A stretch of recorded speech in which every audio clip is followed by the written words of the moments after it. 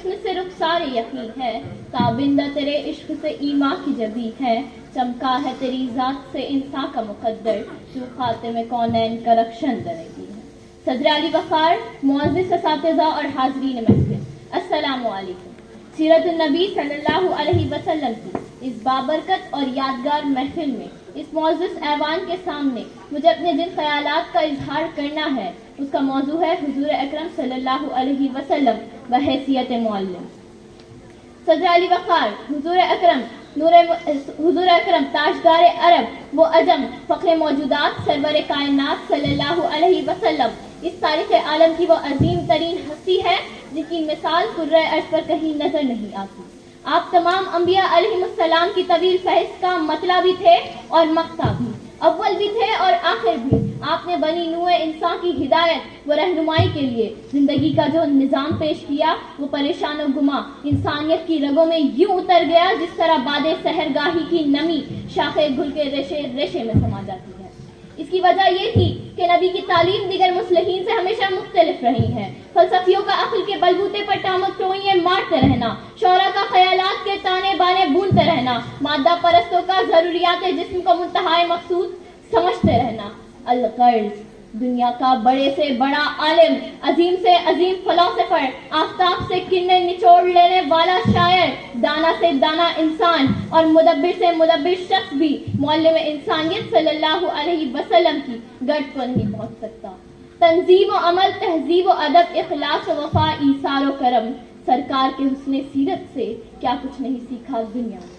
صدر علی وقار، حضور اکرم نور مجسم صلی اللہ علیہ وسلم کی زندگی کا اہم پہلو یہ ہے کہ انسانی روپ میں خواہشات پرست حیوان پایا جاتا ہے۔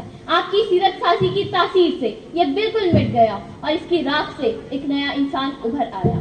اس نئے انسان کی کردار کی درخشانی دیکھیے کہ حضرت عمر جیسا مکہ کا لاابالی نوجوان بدلا تو کہاں پہنچا۔ حضرت ابو ذر غفاری کو لیجئے کہ انقلابی جذبے سے سرشار ہو کر جاہلیت کو چیلنج کیا اور ظلم برداشت کیا۔ حضرت کعب بن مالک کا کردار دیکھیے، لبنہ اور سمیہ جیسی کنیزوں کی انقلابی شجاعت پر نظر ڈالیے، نجاشی کے دربار میں حضرت جعفر طیار کی جرأت سے سبق لیجئے، ایرانی سپہ سالار کے دربار میں ربیع بن عامر کی شان استغنا ملاحظہ کیجئے۔ تاروں کے اس جھرمٹ اور پھولوں کے اس گلشن کا مالی کون تھا؟ کس نے ذروں کو اٹھایا اور صحرا کر دیا؟ کس نے ذروں کو اٹھایا اور صحرا کر دیا؟ کس نے قطروں کو ملایا اور دریا کر دیا؟ کس کی حکمت نے کیا یتیموں کو در یتیم اور غلاموں کو زمانے بھر کا مولا کر دیا؟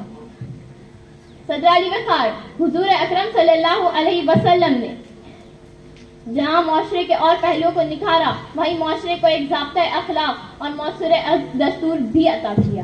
آپ صلی اللہ علیہ وسلم نے خمار بازی، میخواری، ڈکیتی، زنا، قتل اولاد، دروغ گوئی، تکبر و رعونت، سود خوری اور ظلم و ستم کا مکمل خاتمہ کیا۔ نتیجہ یہ ہوا کہ گمراہی کے دلدل میں گھری ہوئی انسانیت صبری، نکھری اور زمانے بھر کا فخر بن گئی۔ اتنا کہہ کر میں اپنی تقریر ان اشعار پر ختم کرتی ہوں کہ نافذ زمیں پر قائدے ہو آسمان کے، نافذ زمیں پر قائدے ہو آسمان کے، دنیا نظارے دیکھے گی امن و امان کے۔ ایک خیر البشر تھا جس نے بتائی تھی راہ حق، احسان لاکھوں ہم پہ ہے اس مہربان کے، احسان لاکھوں ہم پہ ہے اس مہربان کے۔ صلی اللہ علیہ وسلم۔ بہت شکریہ۔